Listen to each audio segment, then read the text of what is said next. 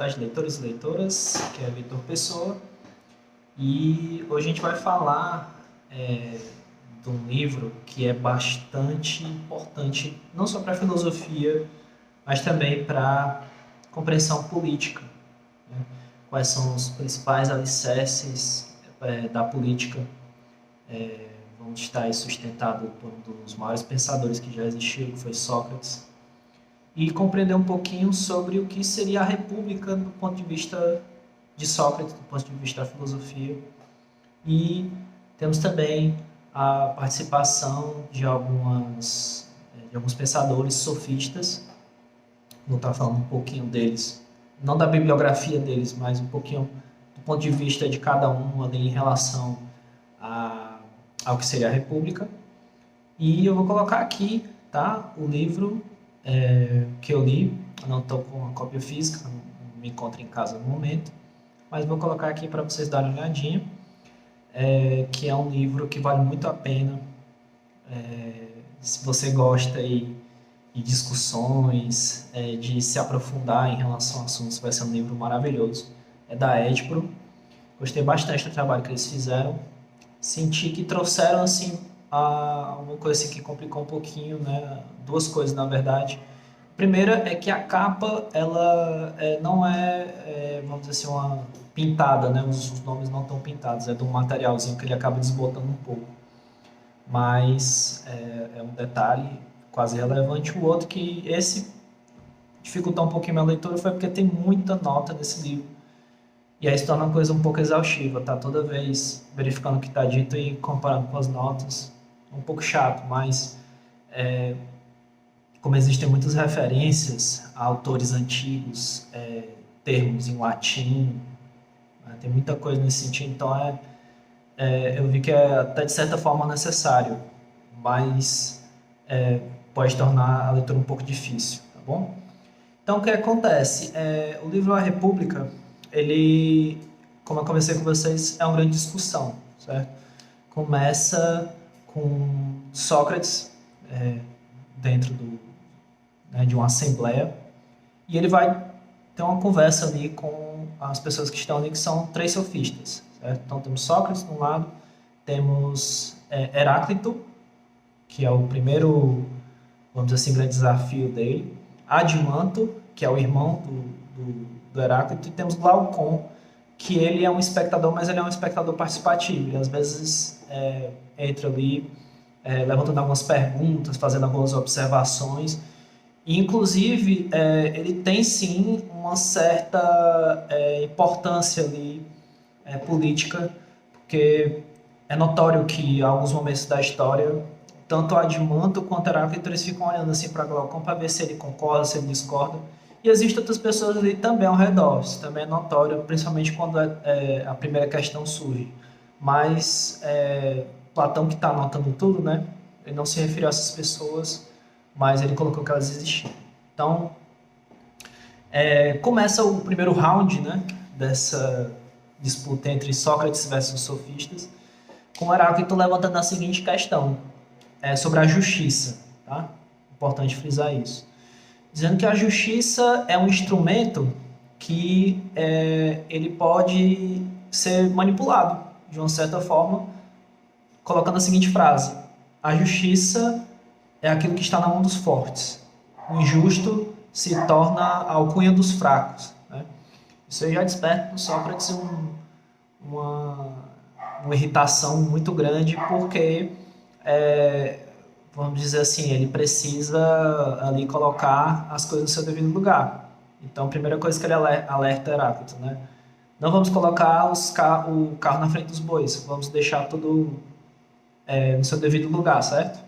Então, primeira coisa, antes precisamos analisar o que seria o justo e o que seria o injusto, mas não conseguimos analisar o que é justo e injusto a partir somente do seu significado. Precisamos entender a natureza dessas duas palavras e dessas duas características. E aí ele vai entrar o seguinte, o que é justo invoca, certo? Então, a justiça invoca aquilo que é indiscutivelmente bom, enquanto a justiça poderia ser invocada aquilo que que de todas as formas mal, certo? Por que é que ele diz isso? Então ele traz o primeiro conceito, né? A justiça tem uma base sólida na verdade, a justiça tem uma base sólida na mentira. Então essas duas palavras vão surgir muito ali no discurso da República. E ele começa falando, a verdade existe para trazer benefício, né? Então, inclusive a palavra bem, né, do benéfico, vem exatamente disso, trazer benefício aos outros. E a mentira, ela parte de um princípio que vai ser algo bom, né, benéfico para quem está mentindo e não para os outros, certo? Então essa base é muito importante. E existe também um outro conceito que é colocado mais à frente, que se trata de corrupção. Mas não vou falar precisamente isso aqui agora, porque eu quero falar um pouquinho mais lá na frente, que vai ficar mais claro, certo? Então, Sócrates invoca a seguinte questão: o que é justo é indiscutivelmente bom, o que é injusto é indiscutivelmente mal. E aí ele pergunta: como é que eu posso colocar o forte, aquele que, por exemplo, ganha uma guerra, uma disputa, como sendo aquele que está do lado do justo, e a injustiça como sendo aquele lado fraco, quando na verdade o que é justo está sempre do lado do que é bom, né? E aí ele falou: não confunda a força, certo, com a fraqueza, e nem a fraqueza com o que é injusto. Porque se o que é injusto fosse sempre fraco, essa sua frase nem faria sentido, certo? Porque existem, né, ele até comenta, tem até essa passagem também em Fedro, que é muito difícil, né, você colocar, por exemplo, numa guerra, que vai ganhar, né, sempre aquele que vai ter o exército mais forte, aquele que tem os melhores estratégia, né? Existiam certas coisas, mas que indiscutivelmente, em algumas vezes os humanos, né, os deuses estão do lado dos humanos, e existe a questão da força, né? Quantos homens tentam aí fazer N estratégias, colocar um pensamento prodigioso, um pensamento virtuoso, e ainda assim são perdidas guerras, porque as pessoas confundem a inteligência com o fazer, com a vontade do fazer. Quantas vezes a vontade não vence a própria inteligência? Então ele coloca esse primeiro ponto. E o segundo é o seguinte: se a justiça fosse menor do que a injustiça, né, não existe, fosse realmente essa a questão, como é que, por exemplo, até entre os ladrões poderia existir algum tipo de estratégia, algum tipo de, vamos dizer assim, camaradagem, né? Então ele lembra: olha, o que é bom e o que é justo sempre vão estar aliados.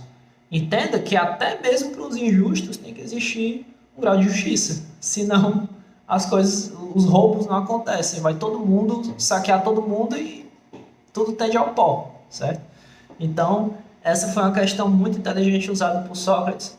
Heráclito, ele se vê realmente numa situação complicada, porque ele colocou a justiça como sendo o lado do vencedor, né, e a injustiça como do perdedor. E é notório que o mundo não é regido simplesmente por essas duas ordens, e que realmente aquela era uma questão complicada, porque Sócrates tem o dom do discurso, que é um discurso, vamos dizer assim, muito de verdade, né? Inclusive, essa é a diferença entre a dialética, certo? Que é um instrumento usado muito pelos sofistas, e o discurso retórico, certo? Porque o Sócrates é conhecido como mestre da retórica, né? A retórica é aquele discurso que vai sempre estar munido de verdade, e que ele tem que ser um discurso muito bem colocado e construído para que não exista nenhum tipo de brecha, certo? E normalmente o Sócrates usa muito o elogio, né? Quando alguém levanta ali uma questão, ele elogia antes de começar o discurso dele. E a retórica já é uma técnica que os sofistas aprimoraram. Por quê? Porque vai analisar os pontos falhos daquele discurso. Então, assim, praticamente impossível você ter um discurso perfeito. E ele vai pegar cada ponto que falhou naquele discurso e usar um contra-argumento, né? Então, tende a manipular o discurso e colocar a favor dele. Então, são duas estratégias que ficam muito bem claras nesse livro e é muito legal ver isso aí em ação. E aí, ele chega ao final. Então, como é que realmente a justiça pode estar sempre do lado do mais forte, daquele que usa a força, né? E aí ele lembra sempre dos tiranos, que é outra figura que aparece bastante nesse livro, se o que é injusto acaba sendo atribuído a tudo que é mal, tá certo? Então, como é que as regras funcionam dessa forma, se sempre o que é mal tende a cair e sempre o que é justo tende a se manter, porque é bom, né? Então ele comenta sobre essas questões. E aí Heráclito olha para o público, né? Olha para Glaucon, e aí ele vê o seguinte, que se ele começar a usar a dialética, né? Ele mesmo refletindo ali, comenta que poderia sim usar a dialética para vencer aquele discurso dele, né? Mas que não faria isso. E aí ele joga sujo, certo? Ele chega e diz, Sócrates, eu não vou começar a conversar com isso sobre você, porque todo mundo sabe aqui como é que a sociedade vive, né? Que aqueles que têm dinheiro e poder sempre vão subir, vamos dizer assim, ser mais poderosos, né? Ser muito mais representativo que os fracos, que não têm poder nenhum, que não têm dinheiro. E aí ele cita os escravos, né? As pessoas oprimidas. E que isso aí é tão óbvio que chega a ser ingenuidade dele pensar que esse tipo de discurso cabe numa discussão séria como eles estão tendo. E aí ele faz que vai sair. Aí Sócrates usa do artifício dele de saber que ele, como sofista que se colocar no lugar dele e dizer, olha, você pensa que vai sair daqui sem esclarecer o que você está dizendo? Nada disso. Volte aqui e coloque os pingos nos is, né? Uma estratégia muito utilizada por ele para desmascarar os sofistas. E aí, vendo que o irmão estava sem fôlego, né? Vamos dizer assim, que ia ser exposto ao ridículo, né? Porque, lembrando que todos ali eram filósofos e o amor pela sabedoria e pela verdade deveria prevalecer, e né, o Heráclito sofista, que dava aulas, né, trocava suas aulas de oratória e de dialética por dinheiro, né, vendo que a imagem dele ia ficar contaminada, aí ele diga, não, faz o seguinte, eu vou entrar. Aí trocam-se os lugares, né? Sai Heráclito e está de manto. E aí ele pegou o seguinte, Sócrates, eu estou convencido de que realmente o que é injusto não tem como prevalecer sobre o que é justo, o que é justo sempre vai ser aquilo que é bom e injusto aquilo que é mal. Mas se é realmente assim, aí o Adimanto usa um argumento mais favorável, né? Mais profundo, que é o seguinte, então se realmente é desse jeito, por que o que é justo não é naturalmente obedecido pelas pessoas? Se precisa que criem regras, leis, né? E aí realmente começa a parte mais volumosa da República, que é investigar o seguinte, como é que a gente poderia fazer para que as leis fossem algo que não é imposto, mas algo que é naturalmente aceito pelas pessoas. E aí entra na segunda parte, né? Vendo a questão do que é bom, e eles, assim, posso dizer com toda sinceridade no mundo, que eles se veem como os infinitamente bons, tá certo? Começa a desenhar como seria a sociedade perfeita, certo? Então a República se baseia nisso. E aí ele começa pela segunda questão, olha, como a gente vai analisar a justiça que seria válida para todos? Primeiro, precisaria se desenhar o que é que realmente precisa uma sociedade. E aí ele explica, olha, uma sociedade precisa de pessoas que produzam alimentos, precisa de pessoas que produzam conhecimento, né, a escrita, né, escrever, né, e registrar, que seriam os servidores, precisa de alguém, logicamente, que vá governar, e né, como é que esse pessoal todo vai ter instrumentos para fazer isso? Logicamente, precisa de alguém que faça esses instrumentos. E aí ele explica a questão da função social, certo? Essa função tem que ser muito bem colocada, e aí entra aquilo que eu falei antes, a questão da corrupção. Entenda aqui a corrupção, a partir do que é justo, certo? Como fugir daquilo que você foi feito para fazer. A corrupção é isso, para Sócrates, para Adimanto, para quem está ali. Porque se de repente você, vamos dizer assim, você é um padeiro, tá? E a sua função é fazer pães, ganhar por isso, ter o seu sustento e seu lugar na sociedade. Mas a partir do momento que você deixa de fazer pão para acumular dinheiro, aí nós temos um problema, certo? Nós temos um desvio de realidade, desvio de função, e isso leva à corrupção, tá certo? E então eles começam a colocar, né, encaixar as coisas em seu devido lugar, chegam à conclusão de que a principal riqueza de uma sociedade, de uma população, de uma república é a educação e a cultura. Prestem atenção nisso, certo? Por quê? Porque a partir dela eu consigo colocar as ideias que vão ser direcionadas àquela população. A partir dessa ideia nós conseguimos ter um padrão de pensamento das pessoas que estão ali naquela sociedade. A partir dessa ideia eu consigo criar instrumentos para deixar todo mundo com o mesmo tipo de pensamento, o mesmo tipo de origem, né? Por exemplo, ele cita muito os guardiões. O guardião, a função primordial dele é proteger aquela sociedade. E aí ele comenta, né? Então nós colocaríamos nessa sociedade Homero, por exemplo, que diz que o ser humano pode se voltar contra os deuses, o ser humano pode se voltar contra o seu próximo? Não, né? Porque senão nós deixaríamos os guardiões aí abertos para ferir aqueles que eles deviam proteger.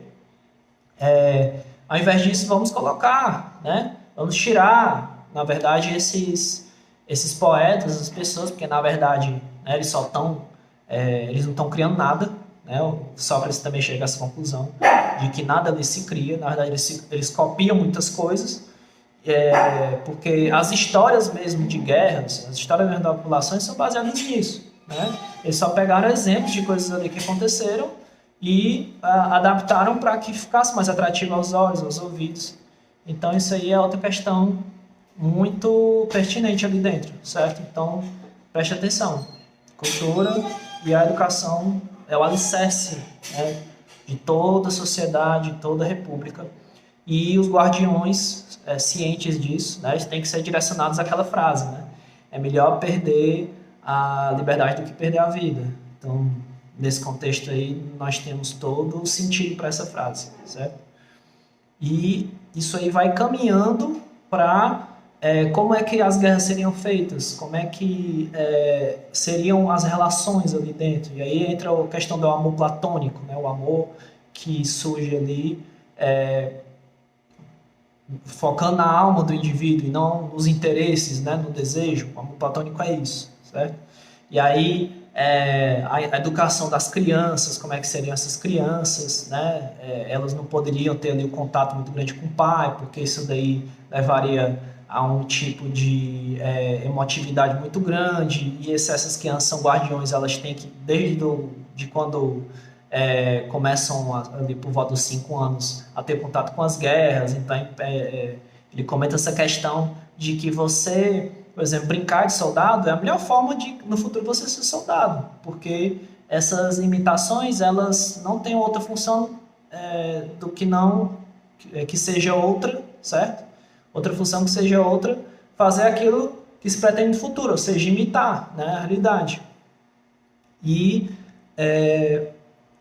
existem algumas construções que o próprio Sócrates e o Adimanto começam a observar que são construções complicadas, né? Por exemplo, e as crianças que não se encaixassem no padrão dos soldados, né, que tivesse algum defeito, que tivesse alguma coisa. E Sócrates coloca uma grande interrogação aí, porque como é que a gente faria para uma sociedade que começa a aceitar esse tipo, né? Então, essa é uma das complicações da República, né? E ele começa a fechar ali, né, as questões de criação da sociedade com outro fator importante, que era como é que a gente faria para construir tudo isso, né? Quem é que ia governar tudo isso?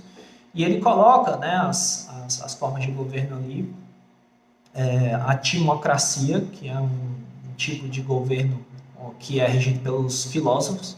Ele encaixa a filosofia como o principal condutor para que essas coisas fossem possíveis, porque um governador que não entendesse de filosofia, ele não poderia entender as razões principais, as razões mais sutis de qualquer tipo de guerra, certo? Então seria quem seria instruído para realmente defender, guerrear, usar força, seriam os guardiões, não o governador. Mas esse também precisava entender de guerra para saber liderar, né? Ele vai colocando, construindo isso tudo muito bem. E para eles, né, a República Perfeita teria que surgir a partir dos filósofos, e não de pessoas que não entendessem filosofia ou que fossem especialistas, certo? Uma coisa, assim, não preciso nem dizer como isso é utópico, né, mas eles surgem disso aí. E Sócrates, ele é muito, assim, defende muito a questão da monarquia, certo? Ou também da aristocracia, né? Mas ele comenta sobre uma que a gente comenta muito hoje em dia, que é a democracia, mas que ele alerta sobre essa questão da democracia de fato e a democracia ideológica, né? E aí surge aquele famoso mito da caverna de Platão. Os homens estão dentro de uma caverna, né? E essa caverna não é uma caverna fechada, aquela clássica que fica dentro dos rochedos, certo? É uma caverna que ela é meio que está dentro de uma barreira e aqui entra uma fresta da luz do sol.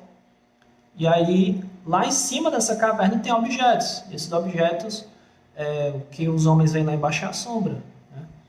E aí, de repente, um homem ter a coragem, né, para escalar aquela caverna e ver o que tem do outro lado, ele inevitavelmente vai ser cegado pelo sol. Essa cegueira,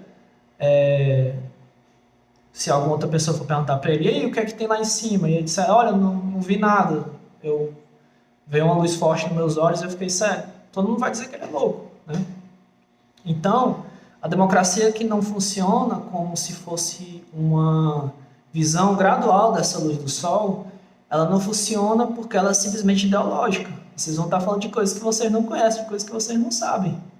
E aí, baseado nesse pensamento ideológico da democracia, entendam, né?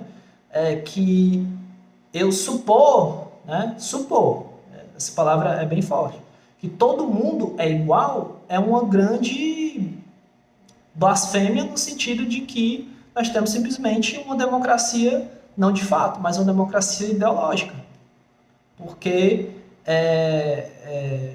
eu não conheço de fato as coisas.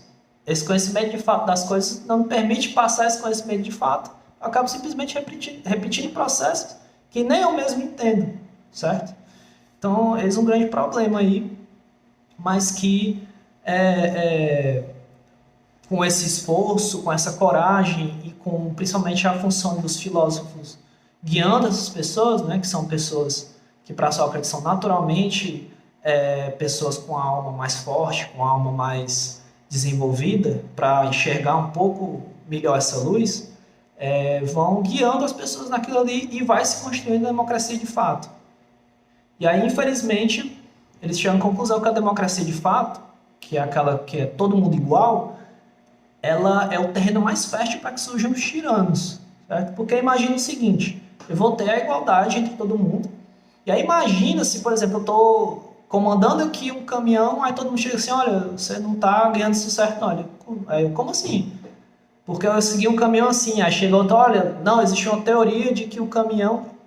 E aí não tem mais ninguém que governe nada, certo? Vai ser simplesmente um ambiente caótico onde todo mundo se acha no direito igual de guiar a vida, o que o outro deve fazer da forma que bem entender. Não existe fundamento, não existe unidade. É natural que surja um tirano, uma pessoa que vai dizer, não, eu vou dizer como é que as coisas devem ser feitas, e vai ser dessa forma. Para ele, esse é o tirano. E aí ele vai fechando o livro dizendo, né, sobre esse sujeito, né, o tirano, Laocoon, que traz algumas questões ali para o final, mas focando aqui no tirano, vai dizer que é um sujeito que vai fazer aquilo que precisa ser feito para exatamente aparar as arestas, né, da sociedade, porque não tem como eu ter um controle daquilo que não pode ser controlado, e para ser controlado usa-se a força, para ser controlado pessoas vão morrer, pessoas vão ser perseguidas e pessoas vão ser excluídas, isso é inevitável. Contudo, ele aponta que vai ser o sujeito mais infeliz que vai existir ali dentro, porque se alguém viu aí os shorts do canal, Ele define a felicidade como uma representação da alma de quem governa. Imagina um sujeito que tem que tirar a vida de outras pessoas, que persegue outras pessoas, que ordena que sejam assassinadas, perseguidas outras pessoas. Isso que é uma pessoa que não consegue nem confiar na própria sombra. Então, de todas as pessoas que existem dentro de um regime ditatorial, de um regime que usa aí a tirania, o tirano vai ser o mais infeliz, inevitavelmente. E ele fecha ali com Glaucon trazendo essa questão de que qual seria o grande benefício de governar, já que tudo é tão caótico, né? E ele fecha dizendo que o benefício de governar é exatamente aquele de criar essa unidade que é o bem.